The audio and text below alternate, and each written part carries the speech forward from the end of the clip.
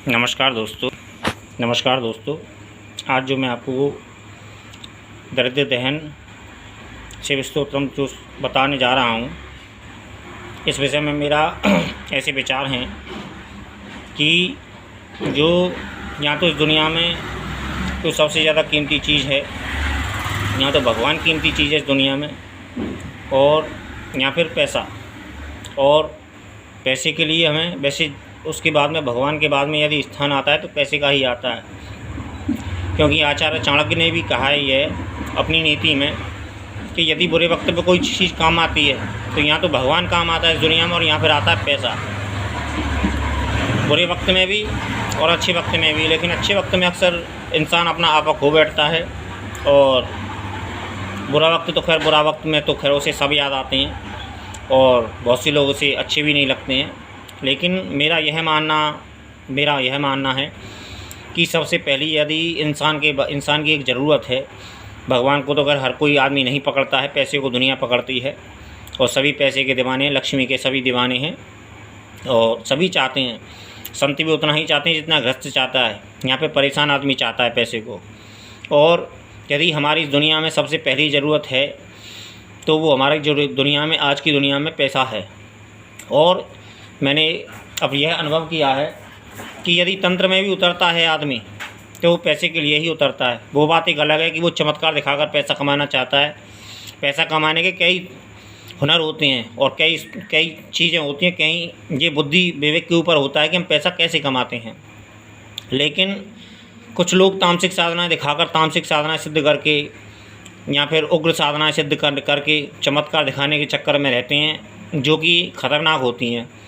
हमारे ईश्वर ने इस जगत में आसान रास्ते ही बनाए हैं, मुश्किल रास्ते ही बनाए हैं। ये सब अपना अपना सिद्धांत की बात है, आदमी की रुचि की बात है, आदमी की नॉलेज की बात है।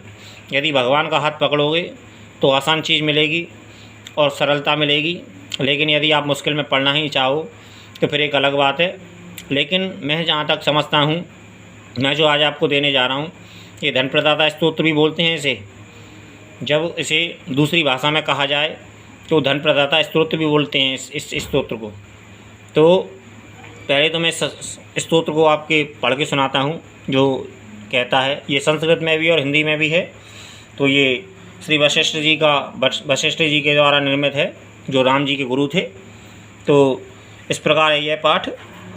समस्त चराचर विश्व के स्वामी रूप विश्वेश्वर, नरक रूपी संसार सागर से उद्धार करने वाले, कर्ण से श्रवण करने में अमृत के समान नाम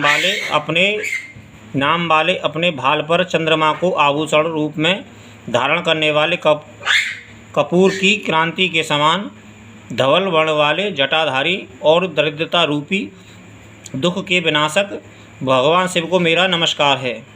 गौरी के अत्यंत प्रिय रजनीश्वर चंद्र की कलाओं को धारण करने वाले, काल के भी अंतक यम रूप नागराजों को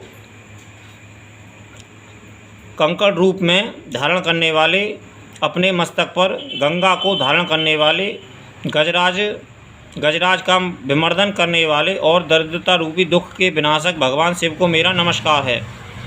भक्ति के प्रिय संसार रूपी रोग एवं भय के विनाशक, संहार के समय उग्र रूपधारी, दुर्गम भवसागर से पार करने वाले, ज्योति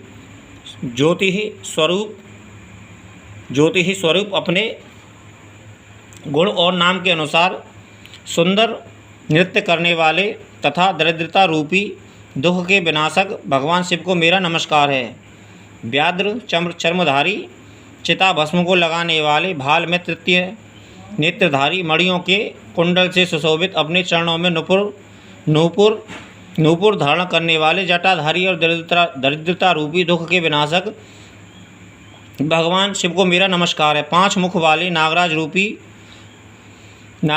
आभूषणों से सुसज्जित, सुवर्ण के समान वस्त्र वाले अथवा सुवर्ण के समान किरण वाले, तीनों लोकों में पूजित आनंद भूमि काशी को वर प्रदान करने वाले, षष्ठी के संहार के लिए तमोगुण विष्ट होने वाले तथा दरिद्रता रूपी दुख के विनाशक भगवान शिव को मेरा नमस्कार है। सूर्य को अत्यंत प्रिय अथवा सूर्य के प्रेमी, भवसागर से उद्धार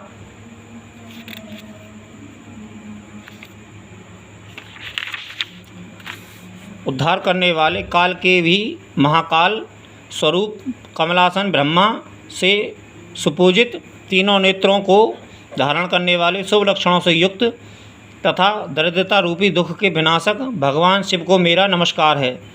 मर्यादा पुरुषोत्तम भगवान राम को अत्यंत प्रिय अथवा राम से प्रेम करने वाले रघुनाथ को वर देने वाले सर्पों के अति प्रिय भवसागर रूपी नरक से तारने वाले पुण्यवानों में परिपूर्ण पुण्य वाले समस्त देवताओं से सुपूजित तथा दरिद्रता रूपी दुख के विनाशक भगवान शिव को मेरा नमस्कार है। भक्तजनों के स्वामी रूप पुरुषार्थ चतुष्टय रूप फल को देने वाले प्रमथादि गणों के स्वामी स्तुति प्रिय नंदी वाहन गज चर्म को वस्त्र रूप में धारण करने वाले महेश्वर और दरिद्रता रूपी दुख के विनाशक भगवान शिव को मेरा नमस्कार है। समस्त रोगों के विनाशक तथा शीघ्र ही संपत्तियों को प्रदान करने वाले और पुत्र पौत्रादि वंश परंपराओं को बढ़ाने वाले वशिष्ठ द्वारा निर्मित इस स्तोत्र का जो भक्त नित्य तीनों कालों में पाठ करता है उसे निश्चय ही स्वर्गलोक की प्राप्ति होती है। तो मित्रों, ये है पाठ इस तरह है। तो तीनों कालों की बात कही गई है इसमें, लेकिन मेरा मानना ऐसा है कि यदि मैं इस समय शिव मंदिर पर बैठा हुआ हूँ और तकरीबन इस समय जो समय हो रहा होगा